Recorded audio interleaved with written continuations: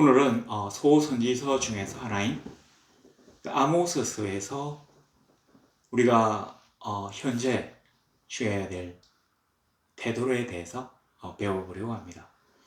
실제로 이 아모스는 12개의 소선지서 중 하나입니다.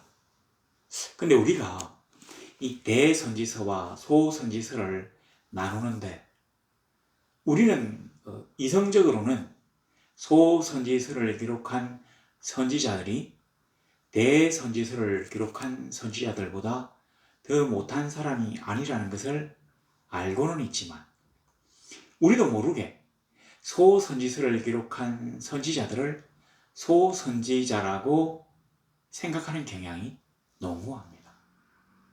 자, 그런데 전혀 그렇지 않다는 것을 말씀드리고, 사실 그 아모스라든지 오바댜라든지 스가랴라든지 이런 그 소선지서들, 이런 것들을 제가 신학교에서 한 3년 정도 가르쳤습니다. 전도사님 되실 분들을 제가 가르치는 거지만 이 내용을 약간만 좀 쉽게 한다면 우리 교우들에게도 굉장히 큰 은혜를 끼칠 수 있다고 생각되어 가지고 제가 이걸 설교하기를 고대해 왔습니다. 자, 그래서 오늘 이렇게 소선지서에 적어드렸는데 우리 아모스 6장에 대해서 한번 살펴보려고 합니다. 아모스는 다른 선지서를 보면 어떻게 하느냐면 여호와 하나님을 믿지 않고 우상을 섬기기 때문에 이 나라가 멸망할 것이다, 이렇게 얘기를 해요. 아모스도 비슷한 어떤 개념이겠지만 말은 전혀 다르게 합니다. 뭐냐면 지도자들이, 지배청이 하나님의 공의와 정의를 행하지 않기 때문에 백성들을 착취하고 학대하고 또 부당한 이익을 취해가지고 음란과 방탕한 삶을 보내기 때문에 멸망할 것이라고 얘기합니다. 얼핏 보아서는 서로 다른 것 같은데 둘 다 그 말하는 언어, 취급 언어는 다르지만 똑같은 뜻입니다. 왜냐하면 하나님을 섬기는 사람은 하나님의 정의와 공의대로 살지 않으면 안 되기 때문입니다. 우리가 하나님을 믿는다고 하면서도 예배하고 11조하고 이런 것들, 우리의 눈에 보이는 이런 것들만 하나님을 예배하는 것이 아니라 우리가 하나님이 명령하신 계명대로 그의 뜻대로 살아가는 것 그 자체가 우리가 그리스도인이라고 하는 증거가 되기 때문입니다. 이걸 한번 되새기고 이 머릿속에 되새기면서 우리 본문을 한번 살펴보려고 합니다. 6장 1절에 보니까 화 있을진저 시온에서 교만한 자와 사마리아 산에서 마음이 든든한 자 곧 백성들의 머리인 지도자들이요. 그러니까 이 아모스는 백성들이 아니라 백성들의 지도자들에게 경고하는 것입니다. 왜냐하면 지도자가 사회에 미치는 영향이 지도받는 백성들에 비해서 말도 못하게 크기 때문이에요. 그래서 좋은 지도자를 뽑는 것은 그 나라를 위해서 아주 중요한 일입니다. 근데 우리 6장 1절을 가만히 보면 지금 이 아모스는 남쪽 유다 사람인데 목자요, 뽕나무 재배하는 사람이라고 했는데 이 사람이 남쪽 유다에서 북쪽 이스라엘에 가가지고 지금 예언을 하는데 화가 있다고 해요. 근데 어디에서부터 화가 있는 거 아니? 시온에서부터. 그 다음에 사마리아 산에서. 그러니까 시온산이 먼저 나왔기 때문에 유다가 먼저 하나님의 그 책망을 받고 있다는 것을 알 수 있습니다. 그리고 다음은 사마리아 산에서 마음이 든든한 자에게 하나님이 책망하십니다. 교만한 자와 마음이 든든한 자는 똑같은 말이에요. 그러니까 교만은 우리가 잘 아는 교만이지만 마음이 든든하다고 하면 우리가 뭐라고 해야 됩니까? 속이 꽉 찼다든지 전혀 근심 걱정이 없이 믿는 바가 있어가지고 마음이 든든하다, 이렇게 생각할 수 있는데 그 비슷한 뜻이에요. 마음이 왜 든든하냐면 이 사람이 아니라고 나태하기 때문이에요. 아니라는 게 뭐냐? 여유가 있다는 말이죠. 왜 여유가 있느냐면 우리는 결코 멸망치 않을 거라고 하는 믿음이 있기 때문에 마음이 아니라는 것입니다. 근데 이 사람들은 지금 형편없는 삶을 살아가지고 하나님의 진노의 대상이 되어 있어요. 너무 형편없이 사니까 하나님이 남쪽 유다의 목자를 동원해가지고 이 뽕나무 키우는 사람을 동원해가지고 북쪽에 가서 너희들이 결단코 멸망할 것이라고 예언하게 하셨습니다. 이 남쪽 유다는 사실 북쪽 이스라엘에 비해서 훨씬 더 신앙 상태가 좋아요. 그래서 북쪽 이스라엘이 아수르에게 멸망하고 난 다음에도 한 130여 년가량, 제가 이 계산을 좀 잘못하는데, 한 몇십 년 정도는 더 나중에 바벨론에게 멸망합니다. 그러니까 아수르에게는 멸망하지 않아요. 우리가 이제 그래서 남쪽 유다가 북쪽 이스라엘보다 신앙 상태가 훨씬 좋을 걸로 생각하지만 아모스가 지금 얘기를 어떻게 합니까? 시온부터 먼저 경고를 하는 거잖아요. 남쪽 유다. 예루살렘을 시온산이라고 하거든요. 그 다음에 사마리아산. 근데 잘 보세요. 예루살렘과 사마리아라고 하지 않고 시온과 사마리아 산이라고 하는 이유는 뭐냐? 이 마음이 교만하고 아니란 거하고 똑같은데 산 위에 돌멩이로 된 아주 튼튼한 성, 요새로 된 이 난공불락의 성을 의지하기 때문에 사람들이 교만하고 마음이 아니라다는 얘기입니다. 너희들이 이 저 밑에서, 옛날에는 뭐 대포라든지 뭐 비행기가 없으니까 저 밑에서 어떻게 이 계곡을 타고 올라와서 우리를 공격할 수 있겠느냐? 자, 계곡을 타고 이렇게 쭉 공격으로 올라오는 사이에 성 위에 있는 사람은 그냥 있습니까? 아니에요. 돌멩이를 던지든지 이 활을 쏘아서 화살을 날리면 다 맞게 되어 있습니다. 그러니까 그걸 믿고는 우리는 결코 멸망하지 않을 것이라고 마음이 교만해져 높아져 있어요. 그래서 마음이 아니랍니다.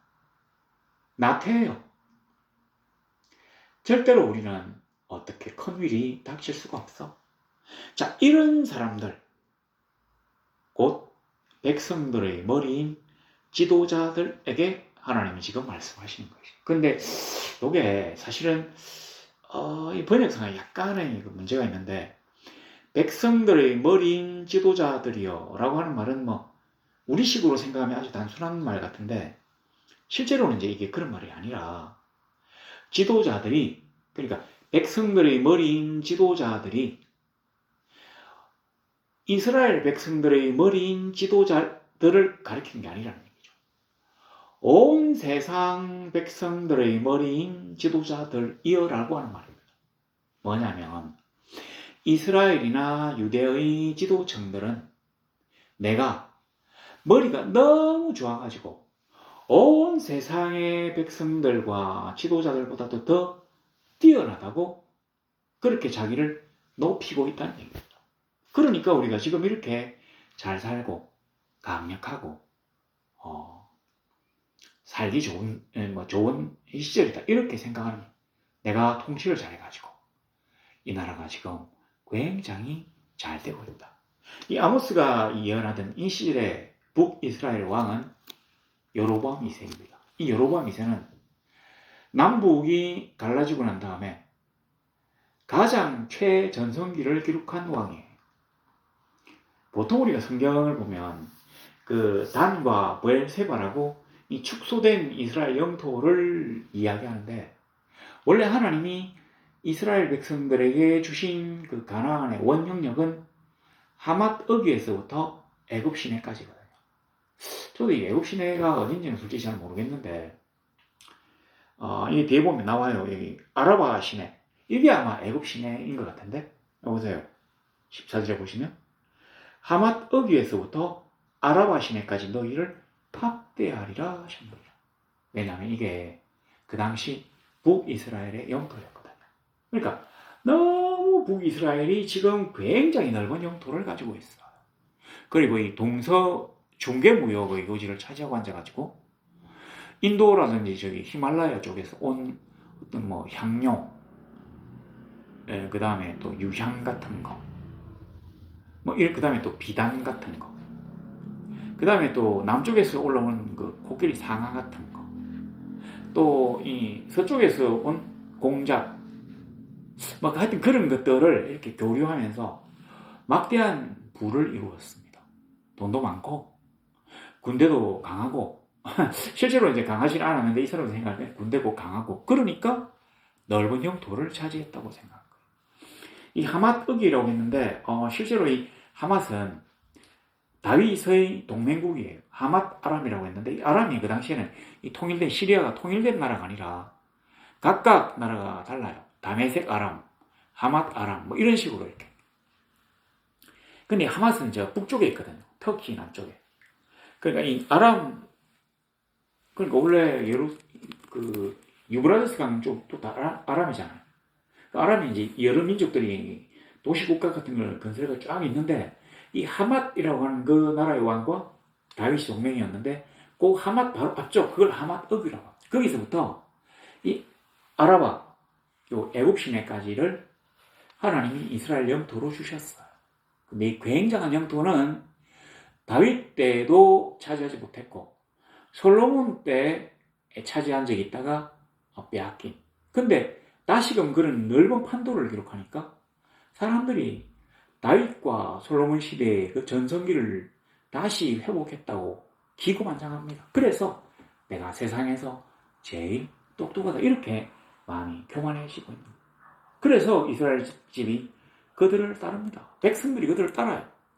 백성들이 그들을 따르기 때문에 그 지도자들을 하나님이 때리시는 거예요. 왜냐하면 그들이 백성들을 잘못 지도하고 있기 때문에. 2절에 보면 너희는 갈레로 건너가 보고 큰 하맛으로 가고 가드로 내려가라. 이 갈레, 그 다음에 하맛, 그 다음에 가드 이게 다 이 여로보암 2세 때 차지한 영토입니다. 이 갈레로 건너가 보고 되잖아요. 건너가 보고라는 말은 유브라데스 강을 건넜다는 얘기. 그까지 여로보암 2세의 영토가 지금 넓어졌어요. 굉장하죠. 그 다음에 큰 하맛. 우리가 그 하맛읍이라고 했는데 하맛읍이 위에 있는 그 도시 국가가 하맛이에요. 큰 하맛. 또 가드. 가드라고 하면 뭐 이 당시에 이제 여로보암 2세가 영토였긴 했는데 이 가드는 그 골리앗의 고향이잖아요. 이런 영토를 다 망한 나라인데 너희가 이 나라들보다 나으냐? 그 영토가 너희 영토보다 넓으냐? 그러니까 너희가 이 나라들보다 나으냐? 아니라는 거죠. 이 나라 그 나라들보다 낫지 않았다. 하맛이나 그 다음에 갈레나 가드가 다 굉장히 좀 부유하고 강한 나라였는데 지금 봐 망했잖아. 근데 너희가 교만하다니 정말 신기하구나. 자, 3절에 보면 너희는 흉한 날이 멀다하여 포악한 자리로 가까워지게 하고. 이 흉한 날이라고 하는 말이 어떤 말이냐면 이스라엘 사람들은 이 최후의 심판에 대해서 믿는 사람들이 많이 있었어요. 그 당시에도. 하나님이 마지막 날에 이 세상의 선인과 악인들을 심판하셔가지고 그때 선인으로 분류된 이스라엘 나라는 천하를 제패하고 하나님과 더불어 행복한 삶을 누릴 것이라고 하는 그런 사고방식의 날이 바로 흉한 날이에요. 이스라엘은 기쁘고 즐거운 날이 되었어야 함에도 불구하고 이 아모스는 그 날을 흉한 날이 멀다 하여라고 얘기합니다. 왜 흉한 날이냐면 하나님이 그때는 너희의 기대와 달리 너희를 심판하고 패망시킬 것이기 때문에 흉한 날이에요. 근데 이스라엘 사람들은 그런 날은 절대로 오지 않아. 멀다 해요. 이렇게 생각합니다. 왜냐하면 우리는 하나님의 나라이기 때문에 이스라엘이잖아요. 하나님과 한편이 되어 세상과 싸우는 나라인 이스라엘이기 때문에 하나님의 나라이기 때문에 절대로 하나님의 최후의 심판날이 우리에게는 있지 않을 거야. 그때는 우리에게 행복과 기쁨이 주어질 거라고 생각했는데 바로 그런 생각이 포악한 자리로 가까워지게 할 것이다. 그런 생각이 하나님의 최후의 심판이 우리에게는 미치지 못할 것이라고 하는 이러한 생각이 우리로 하여금 하나님의 최후의 심판 자리로 가까이 가게 만들 것이라고 하는 얘기입니다. 우리가 하나님을 믿고 있다고 생각합니까? 우리가 평소에 하나님에게 충실하다고 생각하십니까? 근데 어쩌면 그게 착각이거나 교만일 수도 있어요. 어쩌면 그런 생각 자체가 우리로 하여금 하나님의 최후의 심판대 앞에 더 가까이 세우게 하는 어떤 기폭제가 될 수도 있어요. 우리가 항상 하나님 앞에 주여 나는 죄인입니다. 내가 지금 하나님 앞에 연약한 모습을 보이사오니 주여 나를 불쌍히 보시고 나의 허물을 용서하시고 다시 사용해 주십시오라고 겸손하게 엎드려 간구하지 않는다면, 나 정도면 충분해라고 생각한다면 나도 모르는 사이에 나의 삶과 나의 태도가, 나의 신앙 상태가 우리 하나님이 정하신 그 기준에 못 미치는 경우가 있을 수 있습니다. 자, 4절 보세요. 왜 이 사람들이 이렇게 하나님의 기준에 못 미치느냐면 상하상에 놓으며, 이 코끼리 상하로 만든 침상에 놓아요. 근데 이 누우며라고 하는 단어는 뭐냐면 그러니까 이 앞에 사실 이 아모스 앞쪽에 나오는데 그 빚을 내가지고 못 갚은 집안에 딸내미를 갖다가 잡아와가지고 자기의 성노예로 씁니다. 원래 이스라엘에서는 노예라는 건 없습니다. 종으로 팔려간다고 해도 실제로는 이게 이제 다시 풀어줘야 돼요. 그리고 여기 그 남의 딸을 갖다가 종으로 데리고 왔다면 자기 아들과 결혼을 시켜줘도 되고, 아니면 정한 날짜가 지나면 풀어주고, 이 자기 집에 종으로 있을 때는 딸처럼 잘 보호해줘야 되는 게 하나님의 법입니다. 근데 이 사람들이 지금 하나님의 법을 정면으로 어기고 있어요. 상하상에서 가난한 동포가 빚을 갚지 못하면 그 딸을 빼들어 가가지고 자기의 욕정을 충족시키는 데 사용했어요. 그리고는 침상에서 기지개 켜며, 그리고는 몸이 피곤해가지고 늦게 일어나가지고 기지개를 쫙 펴는 모습, 하나님이 너무 가정하게 보시고 있는 그 모습. 이 남자에게 짓밟힌 여인은 피눈물을 흘리고 있는데, 그 부모들도 피눈물을 흘리고 있는데, 이 사람은 단지 자기의 성적 쾌락을 만족시켰다고 너무 만족한 기지개를 켜고 있으니 하나님이 어찌 그들을 그냥 두시겠나. 그리고 난 다음에 양떼에서 어린 양과 우리에서 송아지를 잡아서 먹고, 돈이 많아요. 어린 양. 그러니까 저도 이 어린 양은 잘 모르겠는데 이게 아마 고기가 아주 부드러운가 봐요. 요 송아지도 부드러운가 봐요. 먹으면 뭐 입에서 살살 녹는다 봐요. 그러니까 그 아브라함이 천사들을 대접할 때 그 쫙 가가지고 이 송아지를 딱 잡아서 대접하잖아요. 그러니까 이 그쪽 나라에서는 그 부유한 사람들은 귀한 손님들을 접대하기 위해서 어린 양과 아마 이 송아지를 따로 키우는가 봐요. 그래서 먹고. 지금 백성들은 신발 한 켤레 팔려가면서 굶주린 배를 움켜쥐고 있어요. 그리고 그들은 하나님 앞에서 자기의 억울함과 신체 한탄해서 그 곡소리 때문에 다른 소리가 들리지 않아요. 하나님의 보좌에서는 그 소리만 막 들리거든요. 그런 판인데, 잘 잤다. 오늘 또 뭘 먹고 밤에 또 재밌게 놀까 하는 생각을 하니 하나님이 어찌 그들을 그 땅의 지도자로 놔두시겠냐고요. 자, 그 밑에 5절을 보니까 비파 소리에 맞춰 노래를 지절거리며, 보세요. 이게 노래를 지절거리며, 노래를 하는 게 아니라 하나님은 그들이 떠드는 그 소리를 지절거린다고 말씀하셨어요.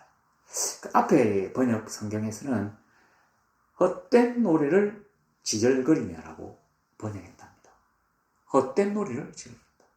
하나님이 보시기엔 진짜로 헛된 소리를, 죄송합니다, 좀 씨부리는 막 그런 정도로 하나님이 평가절을 하고 계시는데도 자기들 딴에는 마치 자기들이 옛날에 그 다윗 왕과 견줄 수 있는 그런 문학과 예술을 사랑하는 부유하고 똑똑한 왕, 이런 컨셉을 이렇게 하니까 하나님이 헛된 짓 하지 마라고 하시는 것입니다.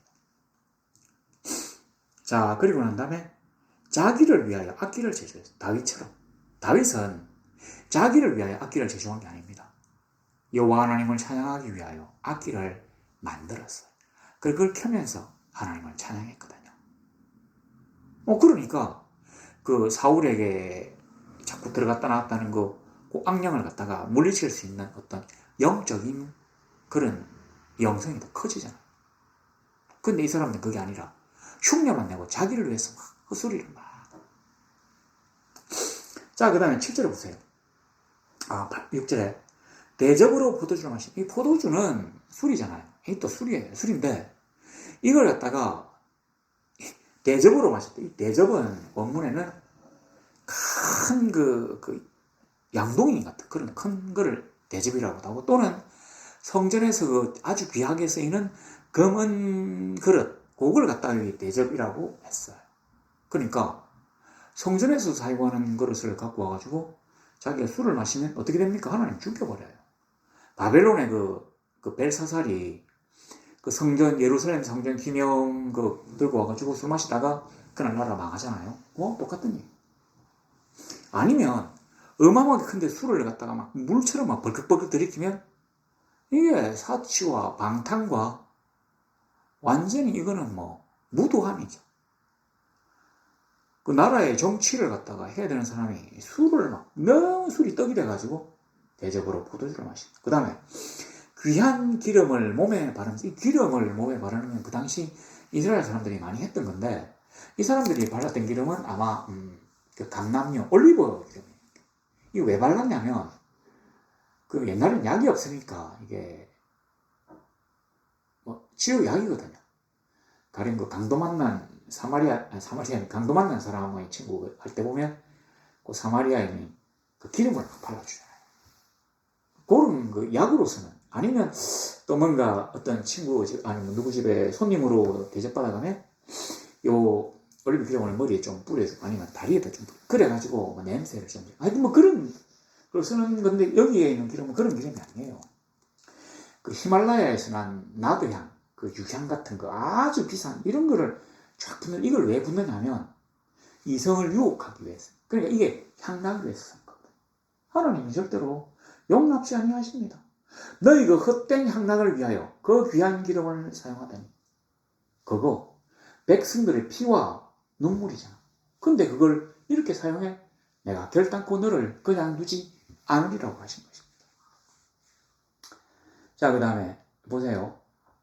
그리고는 요셉의 환란에 대하여는 근심하지 아니합니다. 우리는 걱정 없어. 요셉의 환란이니까 이스라엘의 환란이죠. 우리는 걱정 없어. 이 사람들이 진짜로 어리석은 게, 지금 자기 나라가 굉장히 큰 나라인데 왜 이 사람들이 이렇게 큰 나라가 됐는지를 모르는 거예요. 왜냐하면 이 이스라엘, 이때 북이스라엘의 가장 큰 대적이 아람이거든요.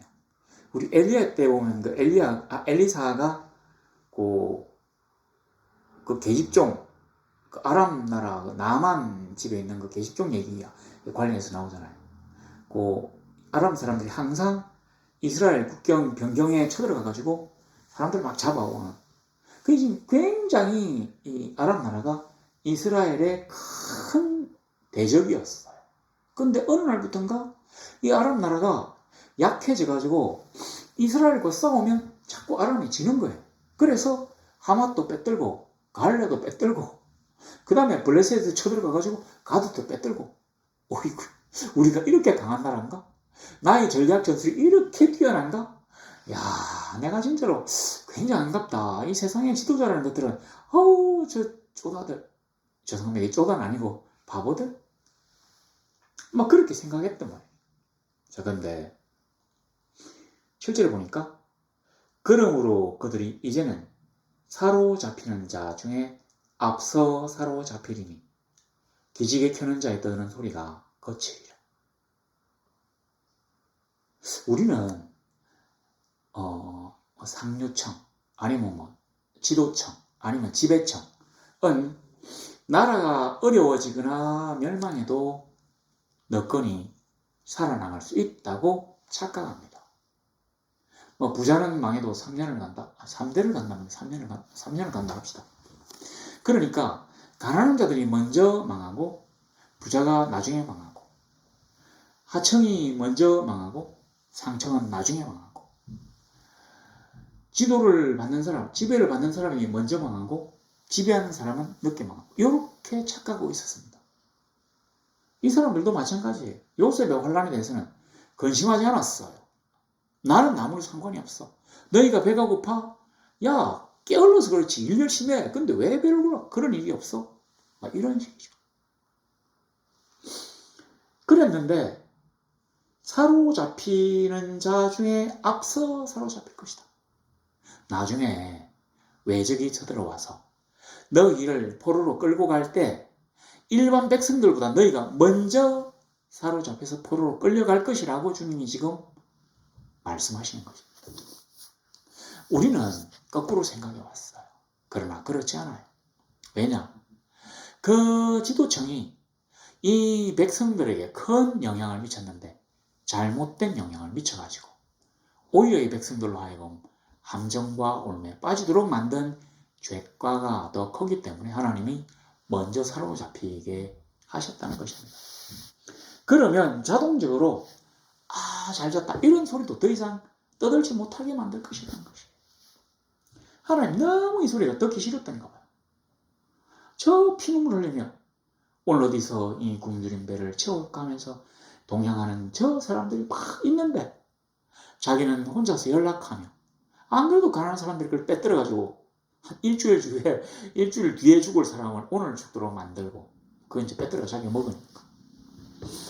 그리고 상하침상에 누워가지고 그런 나쁜 음욕을 막 이런 것들 하나님 너무 듣기 싫어가지고 내가 너희를 반드시 가장 먼저 포로로 잡히게 해가지고 그 헛소리를 못하게 만들 것이라. 7절에 8절에 주 여호와가 당신 그러니까 하나님을 두고 자기를 두고 맹세하셨. 그 주님이 뭐라고 하시는 거니? 내가 야곱의 영광을 싫어하며 그 궁궐들을 미워함으로 이 성읍과 사마리아 성읍과 거기에 가득한 것을 원수에게 넘기리라 하셨습니다. 넘긴다는 말이 뭐냐면 원래 봉주와 봉신이라는 게 있어요. 큰 나라를 섬기는 거죠. 그러면 이 큰 나라의 왕이 이 봉신국의 봉주가 되는 거예요. 그러니까 이스라엘이 하나님의 봉신이 신하가 돼가지고 하나님이 봉하신 그 신하가 돼가지고 하나님을 섬기는 거예요. 왜 섬기느냐면 이 나라가 이 이스라엘이 외적의 침입을 받거나 어려운 일이 닥치면 이 봉주가 하나님이 이 어려움을 해결해 주실 거라고 믿기 때문에 바로 그런 계약을 맺었기 때문에 하나님에 대하여 진상품을 바치고 조공을 하고 복종하는 것입니다. 그런데 하나님은 이제 더 이상 이스라엘 너는 나의 봉신이 아니다. 그러므로 내가 사탄에게 너희를 넘겨준다는 얘기. 그러니까 뭐 완전히 그냥 이 능동적으로 넘긴다는 얘기가 아니라 너희를 보호할 대상에서 뺄 것이라는 얘기입니다. 보호의 리스트에서 내가 빼버린다는 거죠. 그걸 우리가 유기, 방기라고 하잖아요. 내가 너를 포기하겠어. 너가 아무리 압제를 받고 외적의 침입을 받아가지고 죽어도 더 이상 너희를 도와주지 않을 거야. 보호해주지 않을 거야고 하는 게 바로 여기 나와 있어. 자, 이제 말씀을 맺을 때가 다가옵니다. 한 집에 10사람이 남는다 해도 다 죽을 것이라. 한 집에 10사람 많이 남는 것 같죠. 근데 그 당시에 이제 이스라엘은 아마 대가족이었던가. 그러니까 수십 명씩 살았던 거예요. 그래서 10명이 남아도 내가 다 죽인다. 그 밑에 나와 있잖아요. 죽은 사람의 친척 곧 그 시체를 불살할 자가 그 뼈를 집 밖으로 가져갈 때 그 집 깊숙한 곳에 있는 자에게 묻기를 아직 더 있느냐 하면 대답하기를 없다 하리니 그가 또 말하기를 잠잠하라. 우리가 여호와 이름을 부르지 못할 것이라. 이 말이 뭐냐면 이 집 사람들이 다 죽었어요. 그러니까 이 집 사람들 스스로가 장사를 치지 못하고 이 집 사람의 친척이 와가지고 이제 장사를 지내들고 왔는데 시체들을 이제 쫙 꺼내는데 저 집안의 내실에 가니까 한 사람이 숨어 있어요. 그래가지고 아까 있네요. 아직 살아있는 사람이 더 있느냐? 물어보니까 우리가 여호와 이름을 부르지 못할 것이라. 우리가 여호와의 이름을 부르지 못할 것이라. 이 말은 뭐냐면 우리가 지금 하나님께 기도하지 못한다는 얘기가 아니에요. 원래 사람들이 우리는 안 그런데 미국 사람도 그렇고 저쪽 사람들은 여기 이게 여호와 이름을 여호와여 왜 오늘 우리를 이렇게 버리셔서 우리로 하여금 사망에 이르게 하셨나이까 하면서 막 부르시는 거예요. 그렇게 부르지 못할 거라면 왜냐하면 바깥에 우리의 대적이 지금이라도 혹시 살아남아 있는 사람이 있는가 싶어서 다 살피고 있을지 모르기 때문에 조용해라. 그럼 숨어 있어요. 그런데 이 사람도 다 죽을 것이. 그래서 하나님이 명령하셔가지고 큰 집은 갈라지고 작은 집은 터질 거랍니다. 여기서 큰 집은 궁궐이나 관청이에요. 작은 집은 개인의 집이에요. 그 당시까지의 전쟁은 어땠느냐면 이쪽 나라에서 이쪽 나라에 쳐들어가면 왕과 관청 이런 건 다 박살을 내요. 왕은 잡아가고 죽이거나 하죠. 그런데 그 백성들은 자기들의 어떤 식민지 백성으로 삼아가지고 일을 시켜가지고 물건을 뺏들어 가야 되니까 안 죽여요. 그러니까 작은 집은 괜찮아요. 그랬는데 이번 전쟁에서는 내가 너희를 그냥 두지 않고 왕과 귀족들을 죽여버리고 그리고 백성들까지 싹 쓸어버리겠다고 하셨어요. 실제로 하나님은 이들의 아모스의 말처럼 아수르가 와가지고는 포로로 다 끌고 갔어요. 그전엔 다 죽였죠. 항복하지 않는 이들은 생매장을 시킵니다. 그리고 끌고 갈 때는 여기다가 이렇게 콧뚜레처럼 이렇게 아니면 그 콧뚜레 아니면 여기 이슬리에 고리를 다 끌어가지고 자기들은 말을 타고 이제 신발을 벗고 이렇게 벌거벗고 쫙 끌려가는데 그 사막이잖아요. 유브라데스 강까지. 여기 가면 물을 못 마시기 때문에 팍 쓰러지면 여기가 툭 떨어져요. 그럼 피를 쫙 흘리고 죽게 돼요. 그런 살아남은 사람들이 안 죽으려고 막 그런 비정한 상태를 만들어버리거든요. 실제로 이스라엘 10지파는 아수르로 끌려가가지고 단 한 사람도 이스라엘 땅으로 돌아오지 못했습니다. 작은 집은 터지니까 싹 다 죽여버릴 것이라. 그치 12절에 말들이 어찌 바위 위에서 달리겠으며 소가 어찌 거기서 밭 깔려느냐. 그러니까 바위 위에서 말이 달리지 못한데 저는 처음 알았습니다. 이 사실을. 아마 이 말발굽보다 이 바위가 더 튼튼하기 때문에 이 말들이 잘 안 뛰는가 봐요. 근데 그 뒤에 보세요. 소가 어찌 거기서 밭 깔려. 소는 쟁기를 매가지고 막 밭을 갈잖아요. 그 당시에 쇠로 된 쟁기가 있었는지 모르겠지만 나무로 된 쟁기가 있다면 그 나무로 된 쟁기가 그 바위를 갖다가 이렇게 막 엎을 수가 없지 않겠습니까? 그것처럼 불가능한 일인데 도 불구하고 너희는 정의를 여호와의 정의를 썰개로 도구로 바꾸었으며 여호와의 공의 열매를 도구로 바꾸었다. 절대로 바꿀 수 없는 일인데 너희가 지금 이스라엘이잖아. 하나님의 나라 백성이잖아. 하나님과 한편이 되어서 그와 손잡고 세상의 악과 대적해야 되는 사람이잖아. 그런데 절대로 그렇게 해서는 안 되는데도 불구하고 너희는 지금 세상의 독보다 더 악하다. 정의와 공의를 썰개와 선숙으로 바꾸었다고 통렬하게 하나님이 책망하신 13절에 보니까 허무한 것을 기뻐하며 이 허무한 것이라고 하는 말은 말장난이에요. 언어 유희. 이 허무한 것이라고 하는 말은 로다바르라고 하는 도시예요. 도시를 갖다가 여로보암이 있을 때 빼뜨렸거든요. 그걸 막 기뻐하는 거예요. 그 다음에 우리의 힘으로 뿔들을 취하지 아니하여는 이 뿔은 가르나임이라고 이 도시 이름이에요. 그것도. 그러니까 그 도시의 뜻이 이제 이러니까 이게 허무하고 또 뿔이고 우리의 힘으로 뿔을 취했다. 그러니까 그 도시를 갖다가 빼뜨린 게 이스라엘이 강해서 여로보암 2세가 똑똑해서 우리가 잘나서 그랬다고 착각하고 자랑한다는 얘기입니다. 아니에요. 그 당시에 이 아랍 나라가 아수르의 공격을 받아가지고 졌어요. 그래서 아람이 점점 군사적으로 약해졌습니다. 그러니까 이스라엘하고 붙어도 자꾸 지는 거예요. 하맛도 뺏기고 뭐 그 길랏 라못도 뺏기고 다 뺏겨요.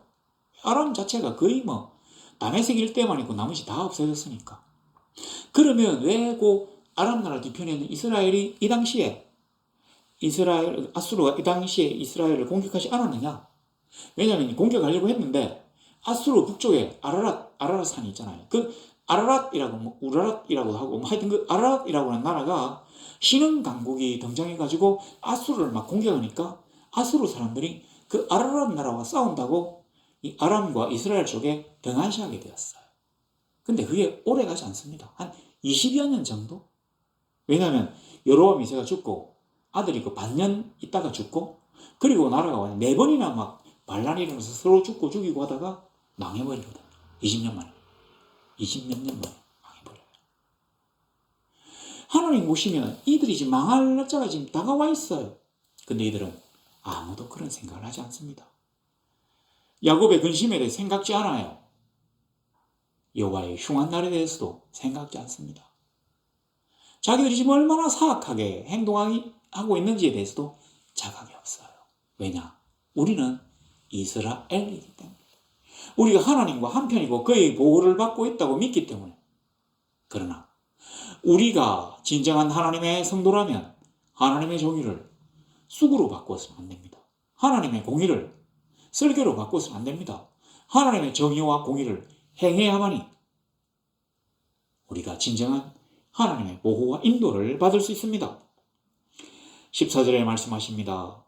이스라엘 족속아 내가 한 나라를 일으켜 너희를 아수르에 그들이 하맛 어기에서부터 아라바 시내까지 너희를 학대하리라 하셨느니라. 하나님은 지금 그 교만하고 오만방자한 이스라엘을 치기 위하여 아수르라고 한 나라를 지금 준비하고 계십니다. 이 나라를 지금 키우고 계셔요. 조금 있으면 아라랏을 물리치고 강대한 나라가 되어가지고 아람의 잔명을 끊고 이스라엘을 짓밟을 것입니다. 그 당시 지도를 본다면 아수르가 중동 일대를 북아프리카에 다 제패하고 딱 유다만 남아있어요.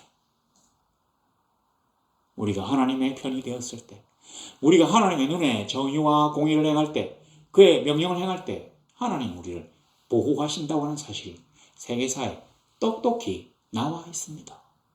지금 아모스는 너희가 그렇게 될 수 있으니 회개하라고 외치는 것입니다.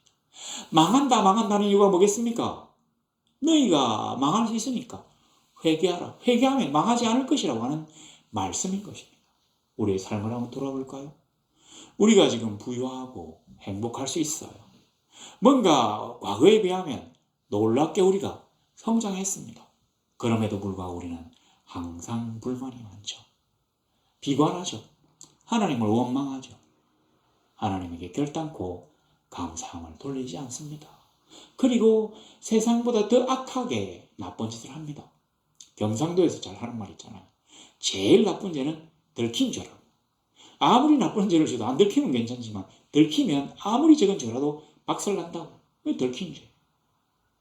근데 하나님은 불꽃 같은 눈동자로 우리의 깊은 속까지 감찰하시는 나의 하나님 여호와는 지금도 우리를 보시고 회개하라고 하시고 너희가 진정으로 나의 신민이라면 나의 보호와 인도를 받을 자격이 있으려고 한다면 나의 법을 따르라고 말씀하십니다.